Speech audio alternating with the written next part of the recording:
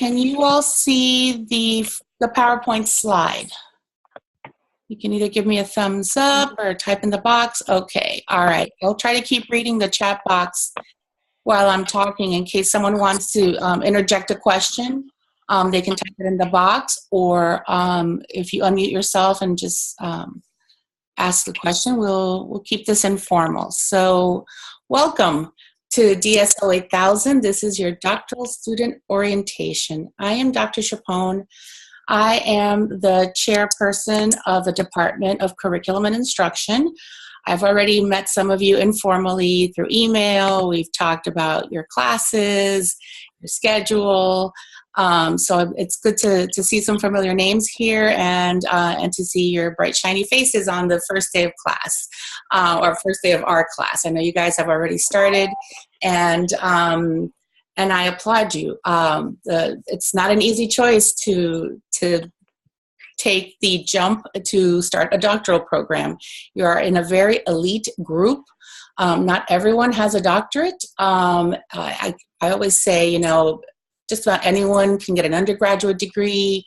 Another pretty large group of the population can get a master's degree, but those doctorates are special. You're in a special group, and I'm happy to see you taking this challenge. It's a personal challenge. It's a challenge for families and friends, people who don't understand why you're doing something like this, but you have to own it. You have to be in it and keep telling yourself, you know what, in a couple, 2-3 short years, cross your fingers, you will be with paper in hand an expert at whatever your chosen field is.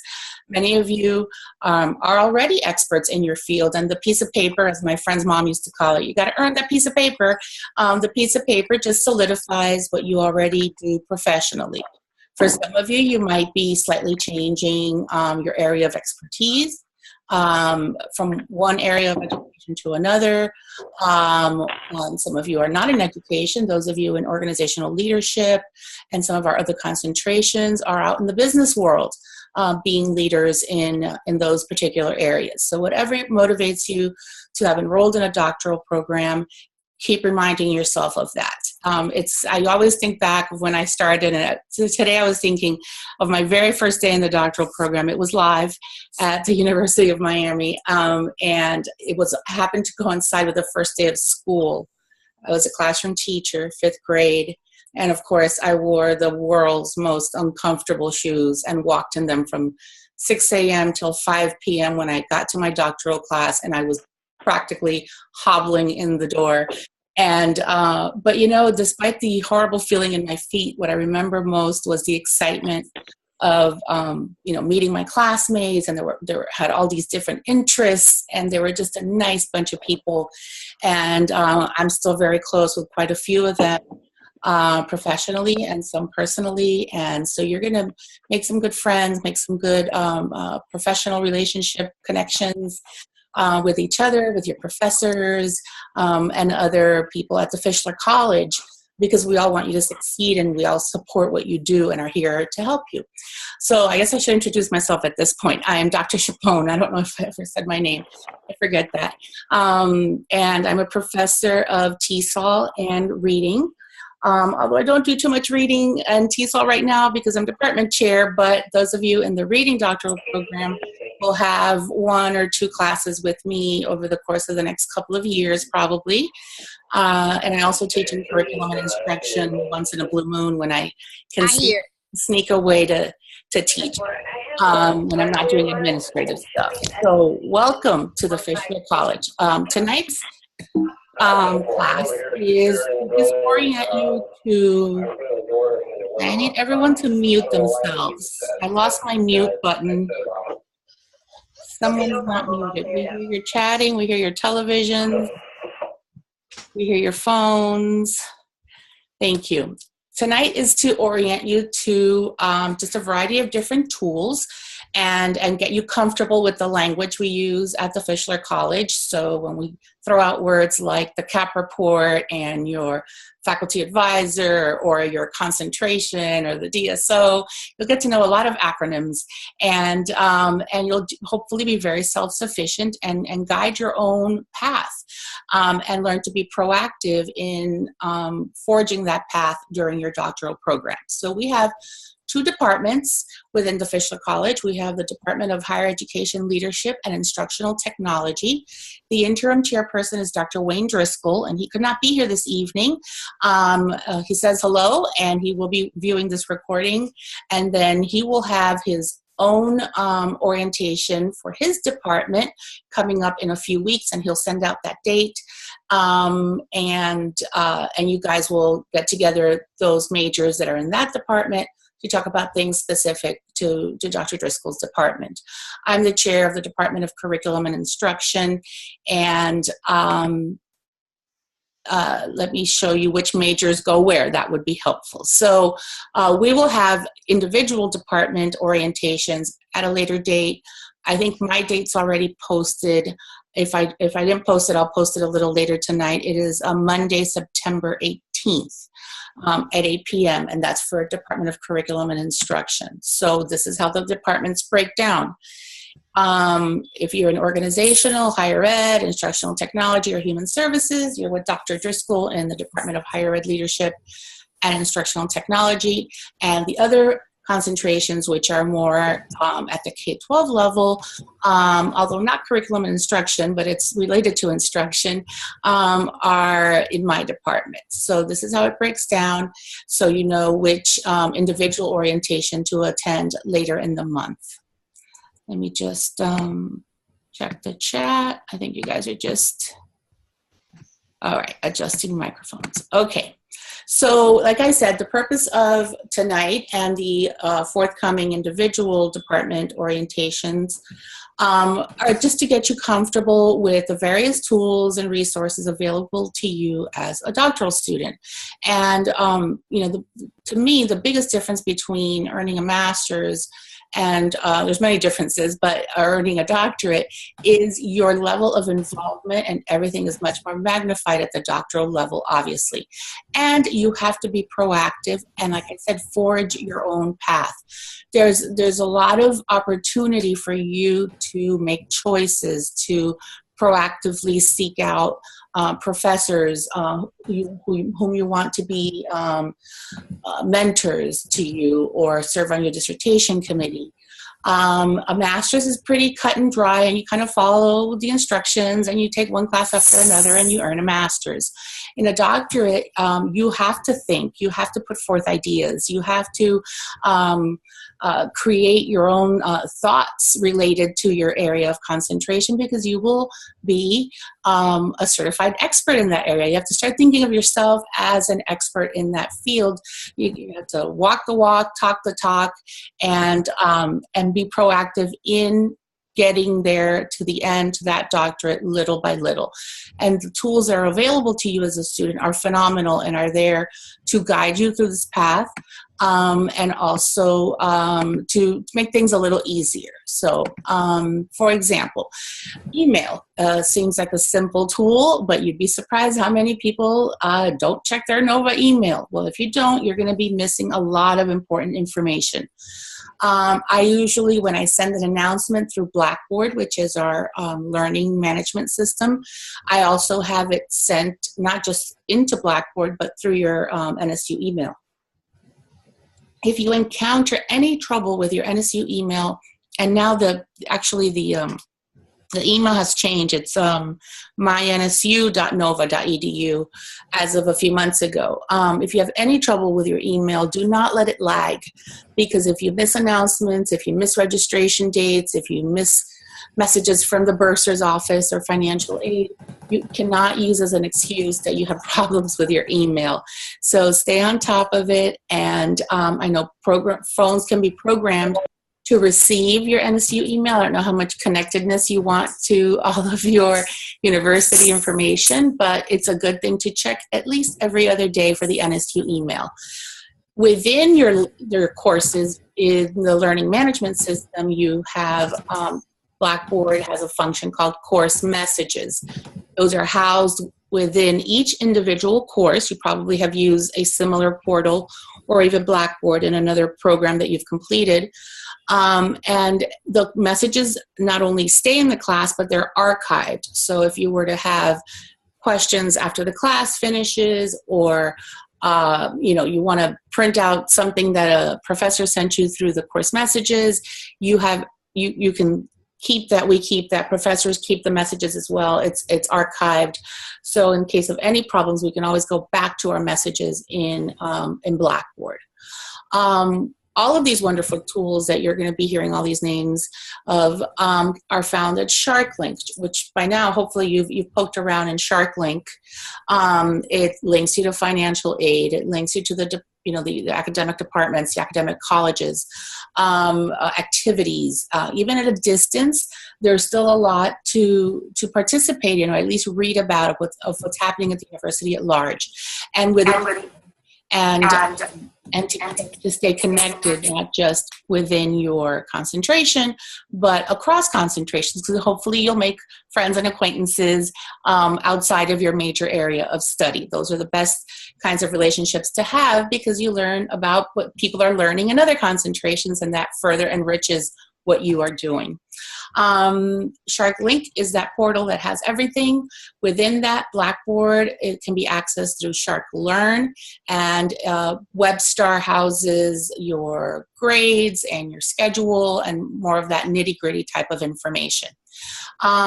Again, but these are tools, and much like tools in a tool shed, if you don't open the tool shed and use those tools occasionally, they get rusty and become obsolete. So it is your responsibility as a student to know the policies, know procedures, know how to find your class schedule, how to register, click to financial aid if you have a financial aid question. Your professors are always a great starting point if you have questions, but you can't expect a professor to guide you regarding your financial aid loan or disbursement of monies or late payments. We're not trained with that. So we will gently refer you to financial aid, for example. Or if you have more specific questions, I forgot what to register for, that kind of thing, I'll show you a couple of tools tonight as well that you can use to help yourself out and like I said, forge your path.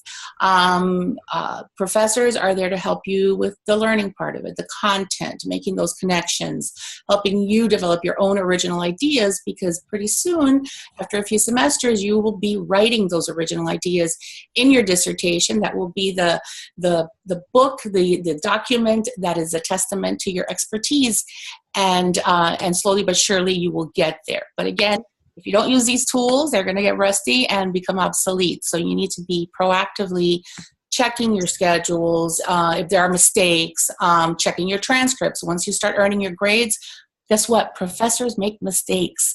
It's a lot of buttons to click, and maybe I clicked a B and you deserved an A, or something, and it has happened, and it doesn't insult the professor. You can just very professionally say, Professor, I calculated my grade based on what you had posted, and I believe there was an error in grading. Professor reviews it, and you can figure out where the error occurred.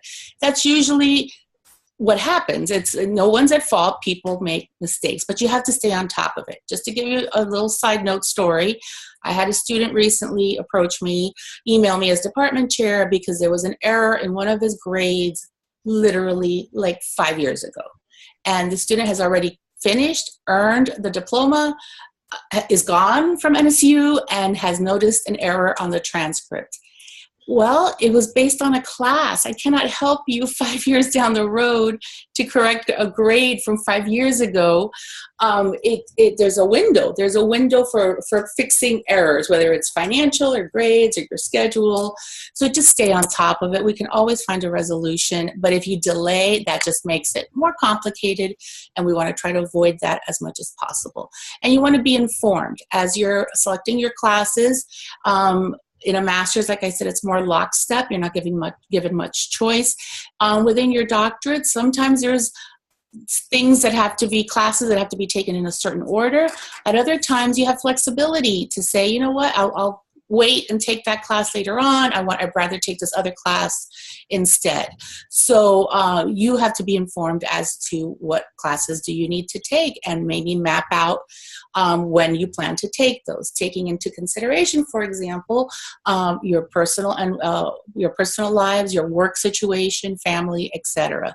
I always tell the story that in reading, which is where I teach the most, usually a female student will come to me and say, "Oh, I'm so excited. I've just been named assistant principal, and it's my first school, and I just started the doctorate here at Nova in reading, and I'm so excited. And I'm engaged, and I'm getting married next year, and we hope to start a family right away. We just bought a home." And I'm hearing this, and I'm thinking, what a train wreck is about to happen if there is no plan. So map things out. If you're taking that trip of a lifetime, if you're doing that bucket list vacation, if you're getting married, if you're, sailing around the world, whatever the case may be, plan for it and schedule your classes and be proactive in making a plan. You don't just want to randomly do things and then at the end scramble to finish, or not get the full experience of being a doctoral student and developing as the expert that you are. So a little maintenance on your end with keeping track of your curriculum, your grades, etc., goes a long way as you progress through the program. And the biggest thing is communicate, communicate, communicate. If there's a problem, if you have personal problems, right now we have students in Texas, and we're very sensitive to the needs there, particularly in southern Texas, Houston, etc., due to the hurricane situation and the aftermath. So if, we had one of my very first years teaching, we had like 3 or 4 hurricanes go through the state of Florida, and many of my students had no internet, had no computer, were underwater, had lost a roof, but they were in touch with me, and we made accommodations, and we made it work. But if you don't communicate that, then we can't help you. So just be mindful of that as well. Okay, good things to bookmark on your computers. The Fischler homepage. Why? Because everything is in there. You get to see the 2 departments. You get to see our lovely faculty portraits. No, I don't play defensive lineman for the Dolphins. The picture is just cropped really weird. I'll blame the cropping. But flick through the faculty profiles. Learn about the faculty. Even though you may not be in some of their academic areas, learn what they do, because you never know, you might have an idea for a dissertation that may involve a faculty member outside of your area of concentration. So read the faculty bios, know who's in your department, know who's in the other department. It always makes for interesting reading.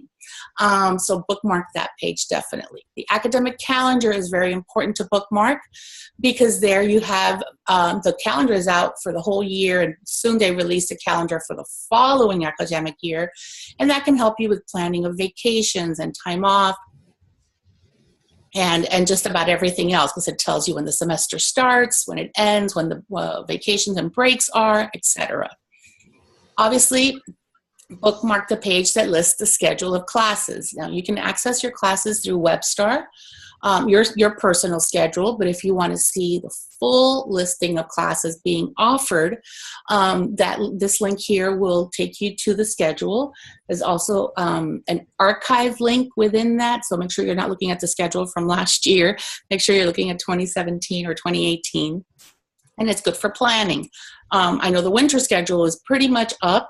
If there's a class that, as you move through the program, there may be a particular class you were interested in taking and you don't see it on the schedule, talk to our advisor in our department. I'll show you in a little bit how to access, how to reach the person, and say, hey, I'm interested in this class, but I'm not seeing it on the schedule. Sometimes that's all it takes, and we'll put the class on the schedule for you so that you can complete your program of study. But again, if you don't voice that need, we can't help you.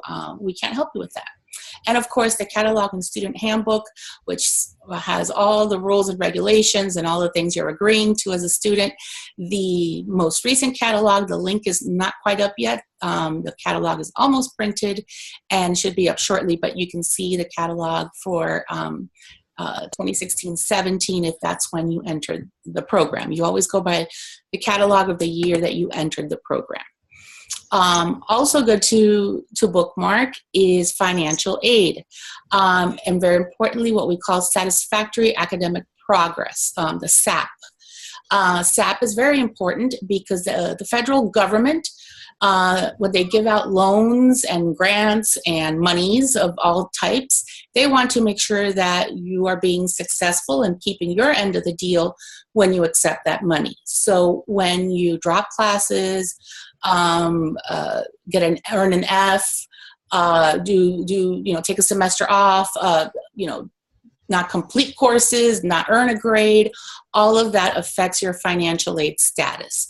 So before you make any radical decisions regarding your enrollment, contact financial aid and make sure that you're not jeopardizing your eligibility, because once you mess that up, then they start collecting loans back, even if you're not finished with the program, and you may lose eligibility. So always stay on top of that. The library, the Sherman Library is available online. So you can sit at home in your SpongeBob pajamas and do all the research you want from your couch. I remember going to the physical library, and my son had just been born, and I loved the stroller because I could put those big heavy books on the bottom of the stroller as I wheeled through the library, pulling the books for my research for my dissertation. Now we can literally have access to the best databases, the best resources at your fingertips through our Sherman Library. So definitely bookmark the link to the library, and more specifically, we have what they call reference librarians, and you can make an appointment with these librarians either in person if you happen to be in South Florida, or virtually. They will set up a Skype, Zoom, etc. session with you, and if you need some help finding resources, if you don't know how to use a database, if you are just, you have two left thumbs when it comes to using some of the databases, they will sit with you, explain things, help you learn how to search for things. You'll learn that progressively in your coursework, but there always comes a point where you might need a little extra help in a particular class or for a particular assignment. And this is part of the fees and things that you pay for, is to be able to use our library. So definitely, if you don't use the reference librarian at least once during your time at NSU, you're really missing out, because they love what they do and they're really into it and they're very nice to work with. And then if you are having trouble with Blackboard, the help desk, and by trouble I mean not that your professor forgot to post the handout. That's not trouble. That's the professor forgetting to post the handout. But if your login doesn't work, if the video won't play and the professor says it's playing for everybody, then maybe it's your setup that's not allowing the video to play. So the help desk is very, very useful with regard to those small things that frustrate us. Okay, so looking at how you're going to progress through the program, this is a really good representation of how we're going from the broader down to the more narrow. As you begin the program, you're probably going to take some concentration courses, which are the courses in your major area of study. And slowly you'll be integrating some research courses as you start learning more about methodology and what is research and how to conduct research. And that's why I put concentration in bold here, because you're going to be first learning about your area, your subject area. You are an expert. You're learning more information to become even more of an expert. And then by your second year, you're still taking concentration courses, but you're putting a heavier emphasis on research courses, because that's where you're going to start mapping out your original research, which eventually will become your dissertation approximately in year 3. Students progress at different rates. Some people take 2-3 classes at the same time. Some people take 1 class at a time because that's what their schedule allows. Do not compare yourself to your neighbor or your classmates. You'll drive yourself crazy. You map out the plan that works for you, and you stick to that plan that works for you. I had a classmate who took 3-4 classes at a time, and I was always panicky, thinking, oh my gosh, why, she's so wonderful and she's so great and she's doing this program so much faster than I am. But she was single and didn't have children, and her life, she was a full-time, and it's horrible to say all she did was be a grad student, because that took up her entire life, but she could progress at that speed. I could not progress at that speed. I taught full-time. I was department chair. I usually did about 2 classes at the same time. In the summer, I obviously took classes in the summer as well, since I was off from being a teacher. You do what works for you. But if you're taking about 2 classes each semester and stay on pace, you're very well looking at roughly 3 years, 4 maybe, in completing everything, if you're working at a very focused pace. Some people take longer. Every once in a while we have someone who takes less time, and they're fantastic, but that doesn't work for everyone. Just stay committed to your path and your plan. That's the best advice I can give you. Let me see. So, if I'm not going to click on this link now because it'll kick me out of Zoom, but once I post the PowerPoint, if you click on this link here in the center, it will take you to the doctoral page that lists all the different majors. Once you click on your major, you're going to see the curriculum tab, and there you will see the list of courses that are included, that form part of your curriculum. And there you can sort of map out which classes you're interested in. In some cases, you will have a choice. You'll have electives. I know in the reading program, which is the closest one to my heart, you have quite a bit of choice. We have some required reading courses, and then depending on whether you teach the younger children or have an interest in working with adults and research related to that, you get to select coursework that aligns with your interests. So, and again, this is part of staying on top of your own curriculum, monitoring your own path. Another big buzzword that you're going to be hearing is the CAP report. Some of you probably have already worked with the CAP report. You follow this link on the previous page. Let me get back to it.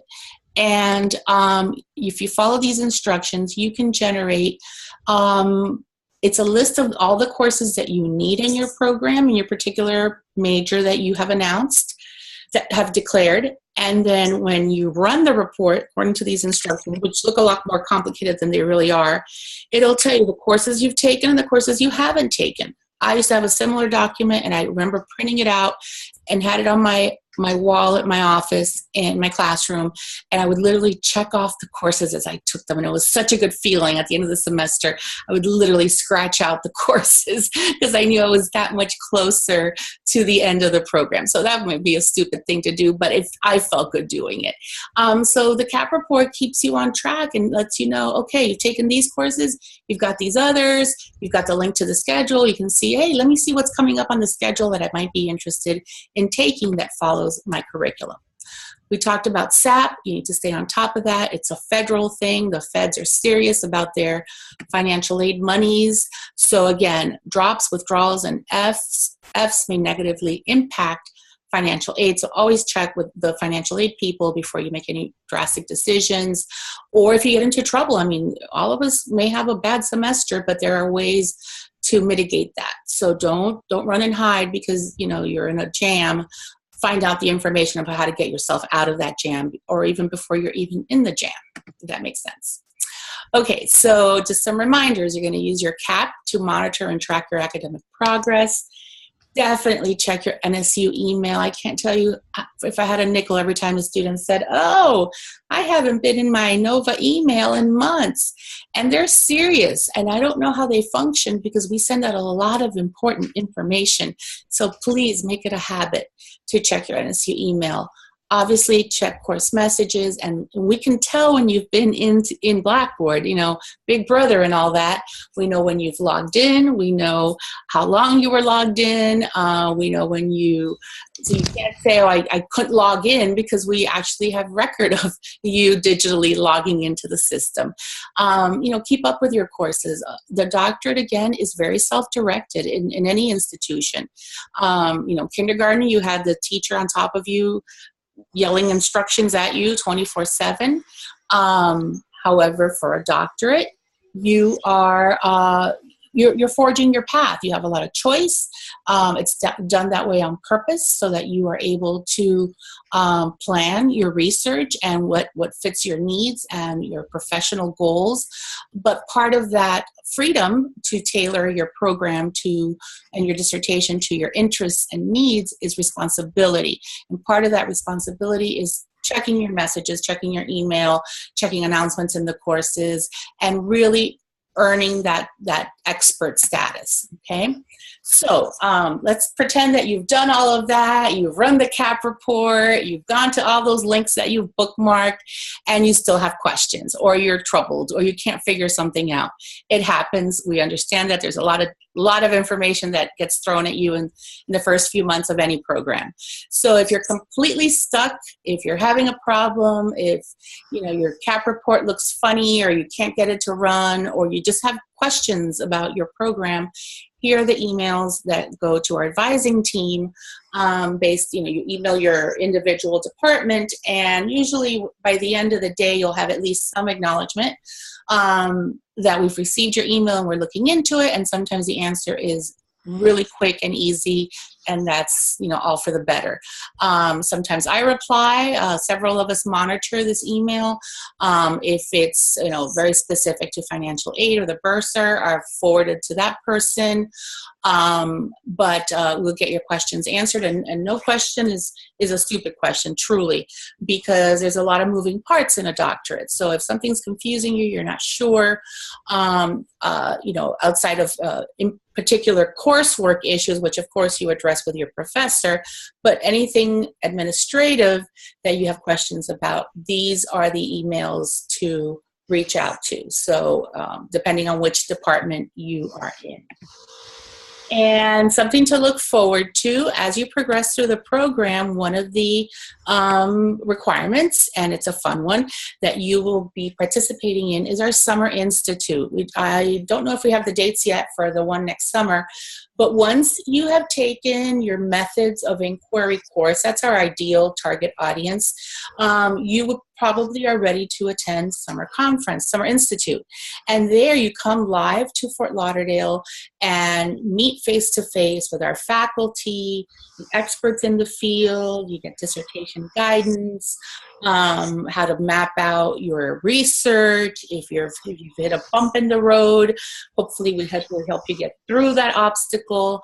It's a great way to meet your fellow students, meet the people in your same concentration, meet others from other concentrations, as well as to make tremendous progress in all those skills that are needed to complete your dissertation. So be on the lookout through your email, of course, for information on Summer Institute. It's always a fun time. You learn a lot, you work hard, but it's very rewarding, it's very motivating. So particularly if you're in a rut and you're kind of tired of your classes maybe and questioning your decision for a doctorate, the Summer Institute is very invigorating and kind of puts the juice back in you to keep working and finish up your dissertation and your research. So something to look forward to, and be on the lookout for more information in the spring.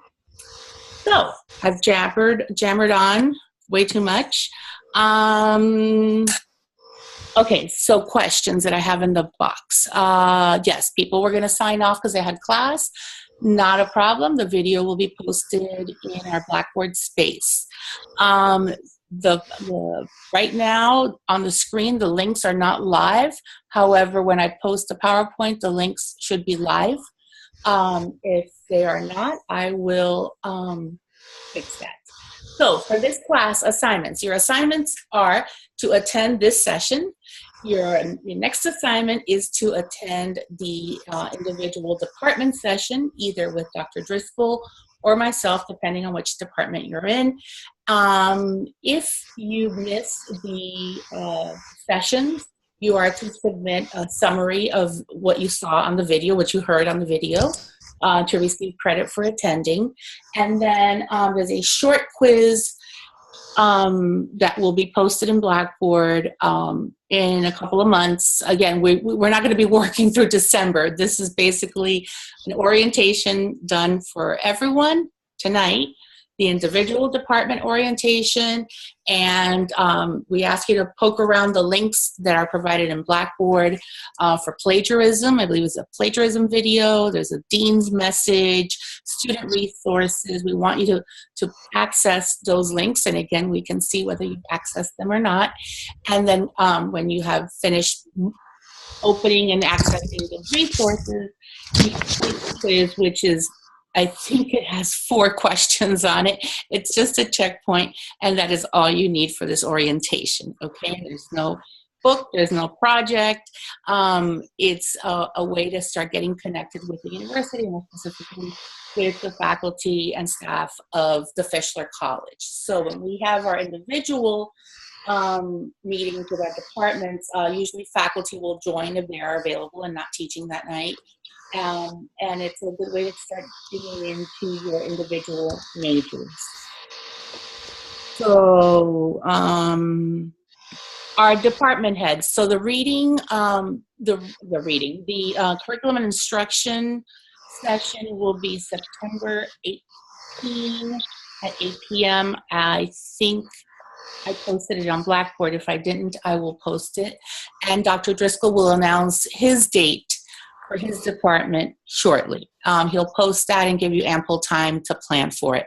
Again, they will be recorded. The quiz, I'll wait till after we have the department sessions to post the quiz. And there's always a few people who forget to do it by December, so we send out reminders. And if you've done all of the above, you get a big P for pass, and you will have completed your orientation. So any questions, live or in the chat? I don't see anything else.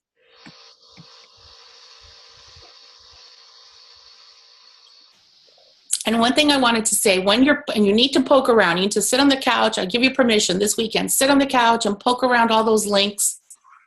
One of the things I really encourage you to do is go to the faculty links in our departments, both departments, and read about our faculty. We've got some wonderful faculty who've done some really amazing things. And again, something they've done may spark your interest for your dissertations or just your future plans for your doctorate. So just because you're in one concentration doesn't mean you can't reach out to another professor from another concentration, okay? Curriculum and instruction is the name of the department, and within that we have a concentration or a major in curriculum and teaching. Does that make sense? Curriculum and instruction is the department, and it houses the reading major, curriculum and teaching, oh boy, educational leadership, I'm leaving someone out, special education, I think that's it. So one is the department, and it just so happens that within the department, Michael, is the concentration of curriculum and teaching. Okay, good question. Anything else? Instructional design is in Dr. Driscoll's department, in the higher education, leadership, and instructional technology department. Let me go back to that slide. Some of you might have come after we started. Here's the breakdown of the departments. Michael, I'm pretty sure that's the date and time. I will double check that I've posted it in the announcement section. I always send a reminder before then. Correct, there's only one more meeting date. So the next time you meet live will be either with me, in my department, or with Dr. Driscoll at his session. Okay, you don't attend both. Organizational leadership, you'll see on the chart here, is part of Dr. Driscoll's department. Gwendolyn, I don't know because it hasn't been determined yet. We don't even have dates, but we should have that information in the spring, early spring. Okay, so, okay.